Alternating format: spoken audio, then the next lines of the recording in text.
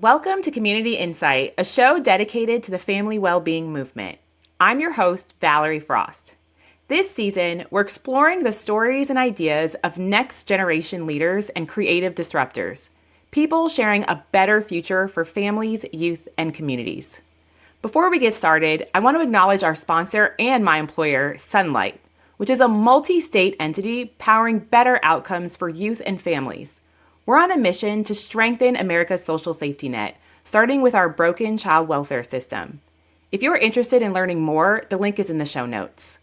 Today, we're talking with Erin Miles Cloud, co-founder of Movement for Family Power and one of the authors of How to End Family Policing.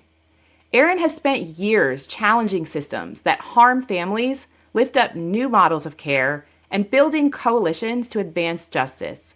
She's clearly got a lot going on, and in order to get her, she had to record with us from her car. Now, if you work in child welfare, you've likely heard the term abolition. There's a growing number of activists who see the current system as fundamentally unjust and discriminatory. Still, for some people, the term abolition is polarizing and challenging. Erin would call herself an abolitionist without hesitation, but she's also aware of how different people react to the idea. So I started my conversation by asking her directly, how do you respond when people hear that word and feel like they're being asked to take a leap they're not yet ready for? All right, so Erin, let's rip the Band-Aid off. Okay, I want to get straight to it. So the word abolition, it's loaded, it's divisive. It can trigger people. It can cause like an immediate triggering, right? Some people will shut down, they'll get defensive. And like, how do you respond to that? How do you respond when people hear that word and they feel like they're being asked to take a leap they're not ready for? You know, I want to know why they're not ready for the leap. If I'm honest, it's a pretty safe leap. And the fact that we don't feel safe for transformation and for an idea that we want to build wellness for everyone makes me wonder, like, what is happening for you? Because I think a lot of times people equate the word abolition to nothingness. They equate it to an absence of anything. And so I wonder when people are feeling nervous or feeling triggered or defensive, that they are really thinking of a not quite complete definition of abolition. And so I'm wondering when they feel that way and they feel not ready to leap, I'm saying, well, guess what? We'll catch you. So what's going on? How do you need to be held in this moment to get you across this bridge so that you can feel secure that this is actually a way of thinking, an approach to problem solving that is here for safety for everyone, including you? So I need a little more information because you said people think it's an absence of something. So if it's Yeah. not an absence of something, what are you replacing the system with? Well, I think there's a difference between replacing the system and presence. So Ruth Wilson Gilmore talks about abolition being about presence, about building something. And so I first like to take people back a step and say abolition is a journey. It's not necessarily a destination right now. Think of abolition as a verb, as a process, as an approach to change, right?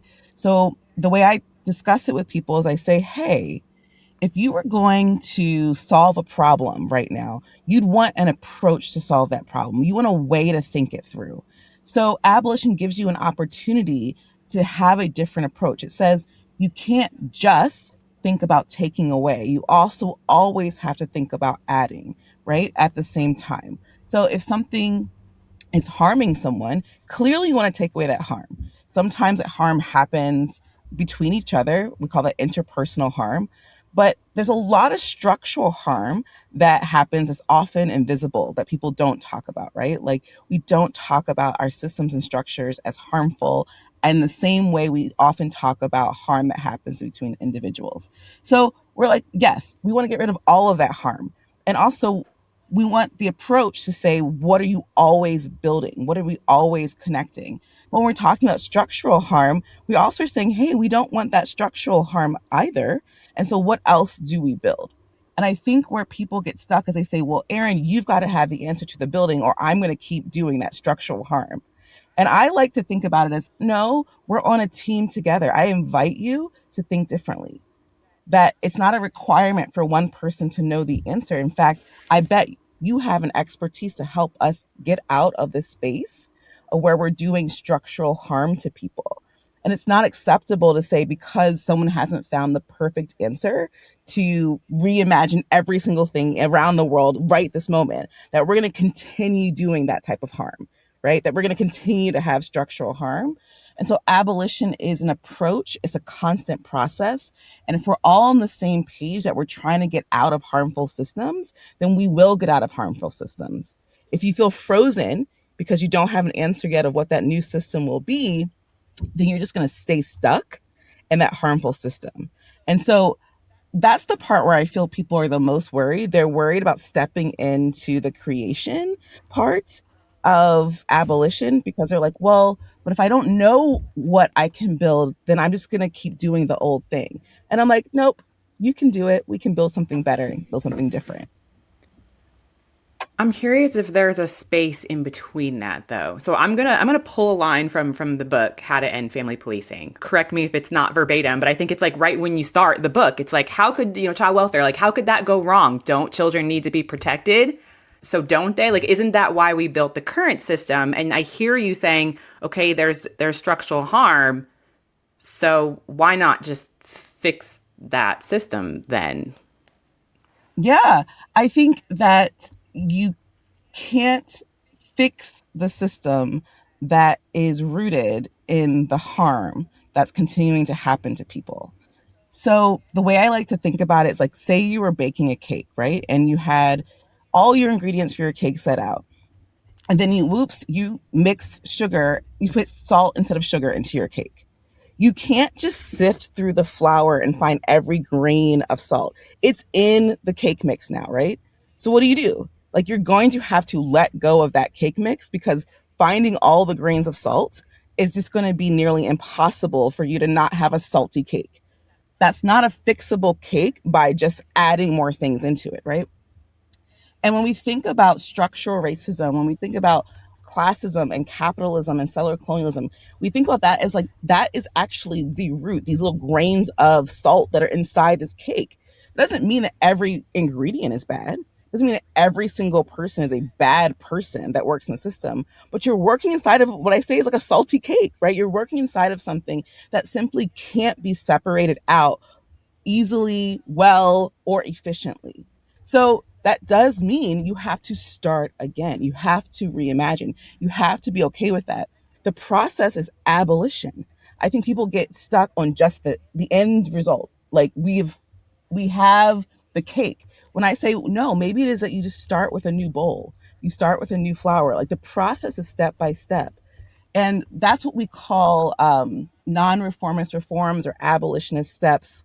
And those are big, clunky words, but really they are what steps can we take right now that move us to ways of being that are not harmful, that move us into protection and support and not surveillance. And so that means if I'm looking at a policy, I actually analyze it and say, is it increasing surveillance? Is it increasing money in carceral budgets?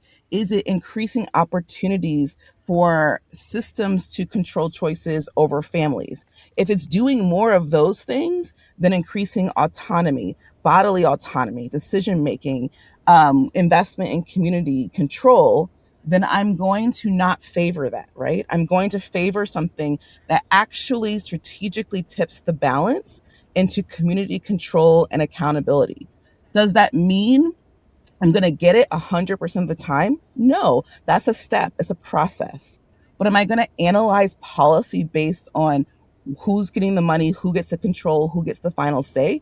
Absolutely. And if we're all looking at that policy in that same vision, in that same way, then I guarantee you we're going to move to a path towards more community investment versus individual structural control that's really held within a small group of people. You're saying it's a journey. I keep hearing this. Like we don't actually Mhm. have the answer. This is a journey. This is a process. It's a verb. What is one concrete step? If we were going to accept abolition, if everyone listening to this episode was like, okay, I got it. Now what? I need to make this real. Like, what is one first step? So there are very concrete steps. Like, we know that if we had universal basic income for families and we increased the amount of money that families got to raise their children, that would decrease what we call maltreatment for children. We know that if we gave people access to housing right now, and though there's studies after studies that show this, that families would be safer. We know that if we allowed for earned income tax credits to be increased for families, like, we know that that would actually reduce child poverty and child maltreatment. Those are things we can implement literally right now, and it would actually not cost us more money because we're putting so much money into the system right now. We could make those changes right now. We know that childcare collectives actually intervene on and reduce child sexual assault, actual harm, right? Like, nobody wants children to be sexually assaulted. But these are not the areas of focus that people are putting their efforts and energy into. They're putting their efforts and energy into behavioral modification programs because it comes from a very individualist concept and method that, like, if we just can change the pathology of a parent, then we can create this concept of safety. And that does more to create jobs for an industry than it does to create actual safety. So again, when we're talking about this, it's not to say one individual person or caseworker or director is a bad person. This is not a personal attack, right? It's saying, get on my team. You don't want the salty cake either. So can we think about, instead of creating another parenting class, can we get a team together and think about how do we create access to housing that is meaningful? How do we ensure people have access to meaningful childcare with multiple adults in their village to help raise these children? Those things exist right now, and we can actually be on the same team together to try to work on those things. And I think that's where people kind of get lost in the sauce, you know? And that's where I'm hoping we can kind of be on the same place in this process towards really reorienting ourselves towards what systems change can actually look like in our relationships to each other. I hear you saying that you want people to be on the same page, but I'm imagining some of the listeners Yes. listening to what you've said. So let's go back to this salty cake. There are some Salty people cake. that have been in child welfare for decades who have Yes. contributed to the system that has currently Yes. existed. But you want everyone to be on the same page. So if they Mhm. were here with us right now and you could talk to them and they said, I've invested a lot in the system that exists right now, are you saying that I haven't done good work? I would say you've made a salty cake, which is not good enough work. Like, and I think that's okay to be honest with people. It's like, yes, you've done more harm than good overall. That doesn't mean that you haven't seen harm, that you haven't witnessed difficult situations in families. I actually think that doesn't require you to have a child welfare degree or have a job to have seen difficult things in families. I think most of us can imagine difficult things in families right now. And most of us can imagine times where we've wanted to stand next to a certain family member, whether it's a child, an aunt, a grandmother, or a mother, and be like, I have your back, right? And so I can see that feeling rewarding. But again, when we're talking about systems, we're not talking about one on one interactions. We're talking about um, processes for populations. So we have to aggregate those individual accounts into what is happening to populations overall. And the stats just are very clear. Poor people are not faring well from this particular system. Black people are not faring well. Indigenous people are not faring well. Trans kids are not faring well. Latina people are not faring well. It must hurt to hear that when you've done a lot of work in that direction. But the good news is that I would say that person is like, we have opportunities to change course.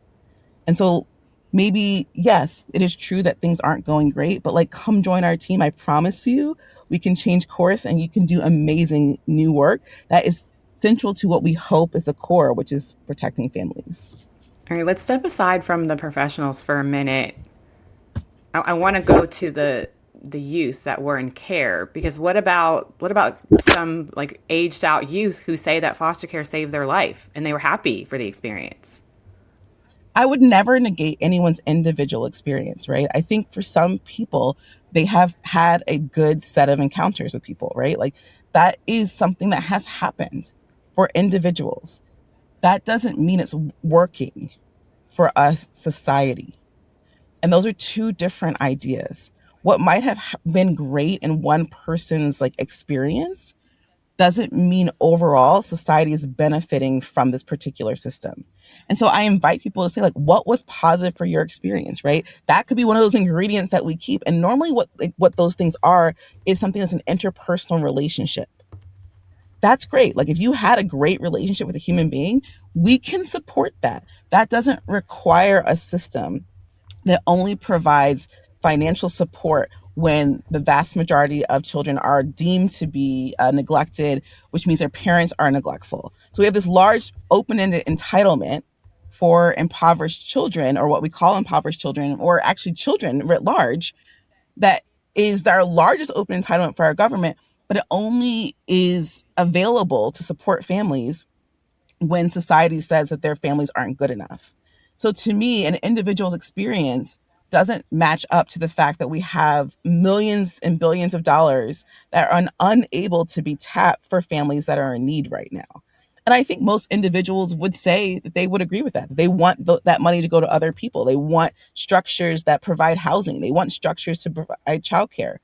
And you can have a positive experience as an individual and still say, I think overall society would benefit from more material resources to families. I feel like we need to stay with a piece of this for a minute. So the part about a youth could have gotten something from the system that can also come from a new approach. Something like, Yeah. they needed safety, they needed belonging, they needed housing, any of those things. So I want to go back to something I had bookmarked from you earlier, which was when I asked, like, what is one concrete step that we could take? You talked about universal basic income. You talked about childcare. I still want this to be a little more real. So let's go back to the book, How to End Family Policing. Like in that book or your work with Movement for Family Power, what has worked? Like what is one example that you can really give to listeners that this is something that is in line with something that we can create, something that is part of the journey. We've actually seen it work. So I think this is a good example. This might be controversial for your listeners, but I am not into the concept of raising the age of foster care. That doesn't mean that I don't want young people to get the material supports that they deserve. I believe that everyone should have access to housing. Everyone should have access to college tuition, that everyone should have access to medical care, and that raising this quote unquote age of surveillance and exchange is not necessary for young people to get their basic needs. But I know that people have benefited from those housing vouchers. And I would never want to take away that housing voucher, for example. But I don't believe that we are required to have a system that it says the only way we can give you that housing voucher is if we continue to deem you and be a part of our system. I think you as a human being, as a person, as a young person, just deserve a housing voucher. And I actually think there are ways for us to get those vouchers to young adults, without saying you have to exchange that for still being participating in a system. I think these tangible benefits that people, and again, many people don't get those benefits, right? Young people age out without any of those benefits. Let's just say the people who do manage to get these really wonderful benefits that are in this financial package of the foster system. I think when it comes to interpersonal harm, which I think a lot of your listeners are going to say, okay, fine, I'll give you the money stuff, but like people do harm each other. That is true. But I would also say to people that we're not actually addressing the root causes of harm right now. And that, yes, there are going to be people, and I'll just give my own family as an example. There have been family members that have saved other family members outside of the system. I always said at Movement for Family Power when we were there, and there's a new leader now, so I don't want to put words in her mouth, is that we were against forced family separation. We believe that people can make autonomous choices to be in a relationship with each other, but that's very different than forced family separation by the government. My grandmother had kids on her couch. She did not have a foster care stipend, but she had kids on her couch. That was a way of being that was just in our lineage. And then with the huge influx of funds that went into the family policing system, all the laws in the 1990s, it's now become unbelievable to people that you would just take in kids into your home. And I just push back on people and say, we actually have this obligation to fight interpersonal harm and to stand up for people without using a system that's going to be controlling and dominating. Because if we're trying to end punishment, we have to end domination, which means that we can't then have a system that requires domination to quote unquote end punishment. It just doesn't work that way. And we're not going to end up having the results across a population that we need. And we're going to have to step up for kids and family members, sisters, brothers, in different ways. In our family, we had to get a house for my brother. We had to do it. We had to get money together to figure it out to keep the family safe. Yeah, but in that instance that you just brought up, you said, people can make their own choice for relative care. For whatever reason, they wanted to go to grandma's house, safety, Mhm. more food, grandma's cooking. I don't know what it was, but what about the kids that are leaving something and they don't have anywhere to go? They don't have any choice. Now what? What do you do about them? Well, first, I would say anyone who's asking that question, who's thinking it, I would say, what are you going to do about that?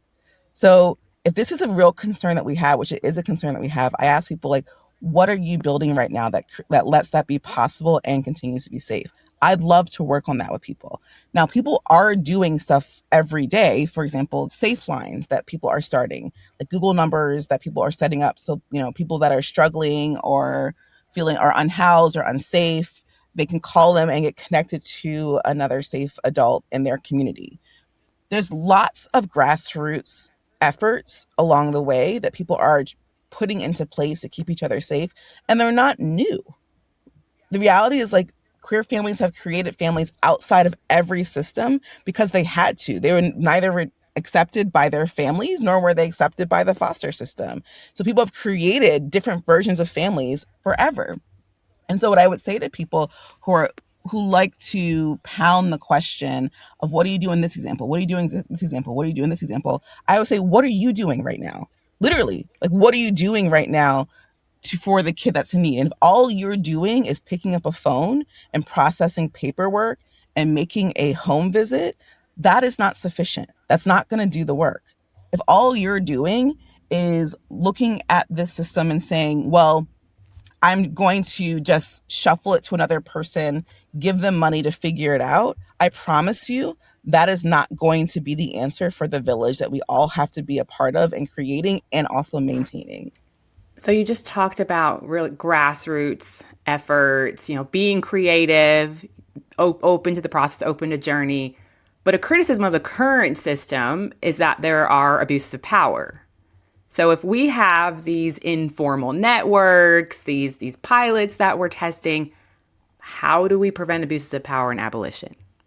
So again, we've always had informal networks and like they don't have to be piloted, like they just exist because human beings are relational people and we've done it for a long time.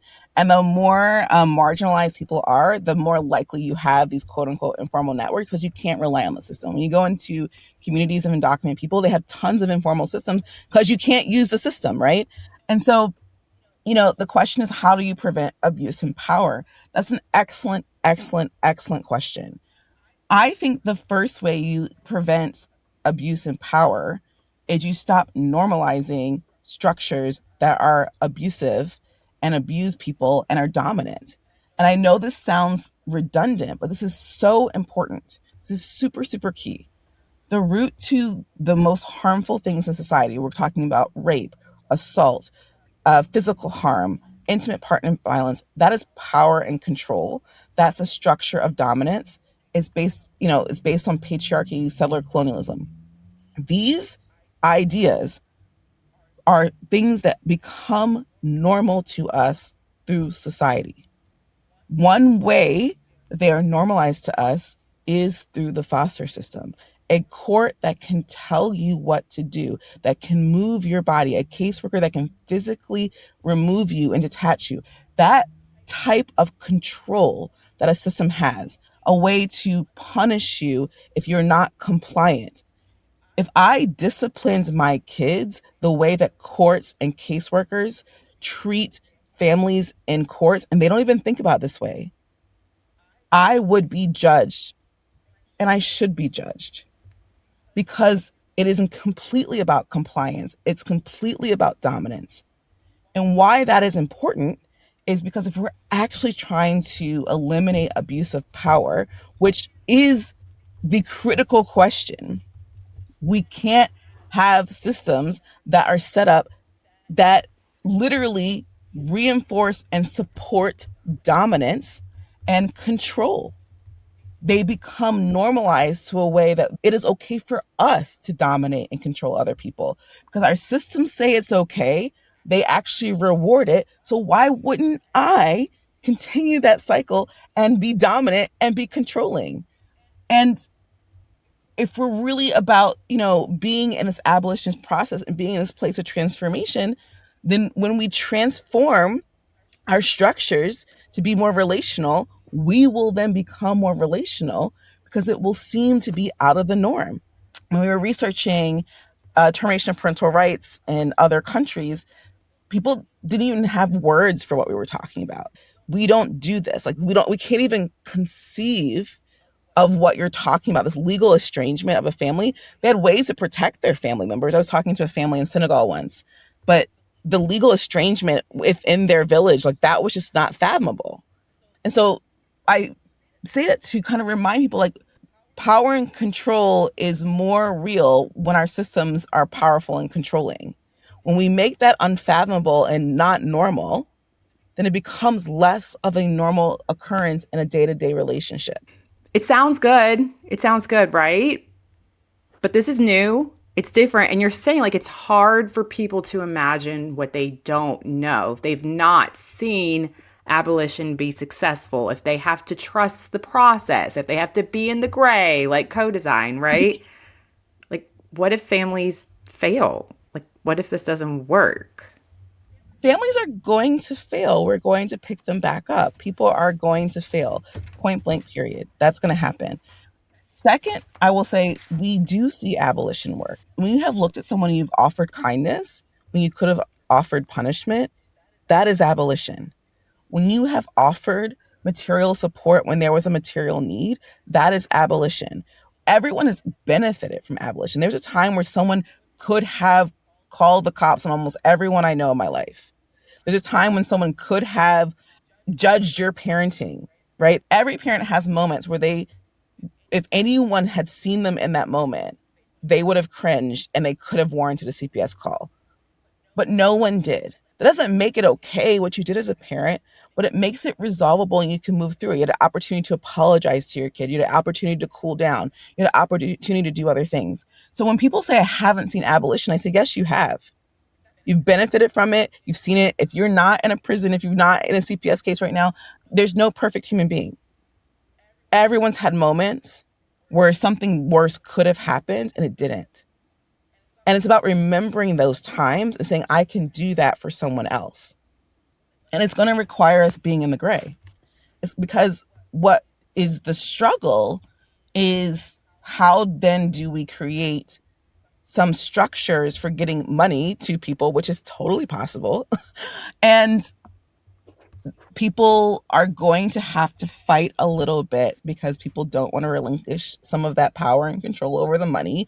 If you really want safety, which I promise you is not happening right now, you're going to have to step forward into a place you've never gone before. If you only step into places that you know, you will only recreate the same things you've already known. So again, like I say to people, I promise it's okay. I promise you will see something better. You can try to do something better. And I think in the book, we try to give so many examples of different ways people are approaching these issues and these problems. And they're all different. Everyone's going to have a different journey. And if we have all different journeys towards kind of a mindset of like, we're going to have safety and not surveillance, then we're going to get out of this mess. All right. I would not do this conversation justice if I did not ask this question. And I know that you probably already know what it is because I said that, the elephant in the room. I think what's top of mind for people, because people say they want safety. Again, going back to the opening of the book, how do you know more children aren't going to die? So first of all, like kids are dying in the system that they don't care about at all. And I want to raise a child named Kamari in North Carolina who died in foster care. They would not release any information to the family. The mother got the call at work that her kid was dead in foster care. So first of all, I would like to say, like, kids are dying now that they ignore. Kids are being sexually assaulted that is covered up in foster care and residential centers. This is happening in their system at rates that are outrageous. In Maryland right now, we had a foster kid die recently. They didn't even say her name. It was awful. They want to cover up more of the information around those children. Those are closed door meetings. It's a hush hush port. We're like, we don't want any kid to die. Not at home, not in your system, nowhere. Let's put it out on the table and let's find something to actually be transformative to keep kids alive, safe, and thriving. I imagine that's strong. That's strong for some people to hear, right? That's hard. It's hard to swallow. We can't ignore it though, right? You can go to the news. You can No. look it up. It's there. So for people who are still, they're still a little skeptical, but they're curious because they do care about safety. What is one key idea that you want people to walk away from listening who may be a little open? Like, what should they be imagining and creating, and give them something tangible? So I would say they should read the book, How to End Family Policing, because every single person in that book has done something, whether it is that they've started a hotline between mandated reporters to find networks of support for families versus surveillance, whether that means that they've started their own nonprofits, whether that means they've started a childcare collective. They've all done different types of things. And the whole point of that book is for people to think about, well, what can I do? I think if you're a policymaker, it's pretty simple. Like, move the money out of the system, move it into social safety net supports, support universal basic income pilots, increase livable wages for families. I think the push for universal health care is incredibly important. This is going to be controversial to people who are non-believers, but I also think we need to have to really reconsider why we have child abuse pediatricians and really eliminate that position altogether. We have pediatricians. We should care about whether or not there is abuse, and we do not need child abuse pediatricians that are armed with the state and prosecutors when we have actual medical providers that can provide medical care for kids. And I think when you put these different ideas, both experimentation, which is in the book, financial shifts, housing vouchers, and also kind of restructuring the design of this particular system, we actually have tangible things that we can do. And we can do them right now. You know, we've seen housing vouchers work. I wouldn't say miracles because a housing voucher is not a miracle, but we've seen it actually reduce the harm in families. And that feels like a tangible step that we should all be able right now to get on the same team and start providing affordable housing for people. If nothing else you take away from this conversation, I hope we at least say, okay, I'm down to at least get some housing and be on the same lobbying force as that crazy lady Erin who's talking about salty cakes. And if you want to experiment a little bit more, I would say really a childcare collective is one of the most amazing interventions for young people in becoming a village that they need. Erin, you're not crazy. This conversation really, it reminds us that meaningful change is both bold and deliberate, right? It requires It is. confronting harm, imagining new possibilities, and building systems that genuinely serve families. So for listeners who are skeptical but curious, the key takeaway is that abolition isn't tearing everything down. It's about removing harm and creating something better. And what can we imagine and build that doesn't exist yet? So we look forward to having more of these conversations and spotlighting the leaders that are shaping the future of family well-being. So thank you for being on the show. Thank you so much for having me. That was my conversation with Erin Miles Cloud, co-founder of Movement for Family Power. There's even more to learn from communities across the country at thrivingfamilysaferchildren.org. To learn more about Erin's work, check out the links in the show notes. Be sure to follow the podcast for new episodes. You can also rate and review on your favorite platforms and share on social media. Community Insight is produced in partnership between Imagination Factory and 14th Street Studios. Thanks to Matt Anderson, Tavon Lewis, Michael Osborne, and Morgan Honecker. We're funded by the Annie E. Casey Foundation and Sunlight. We'll be back soon with the next episode, continuing to spotlight visionary voices shaping the future of this field. We thank the Annie E. Casey Foundation for their support and acknowledge that the opinions and conclusions presented in the podcast are those of its subjects and hosts alone and do not necessarily reflect the opinions of the foundation.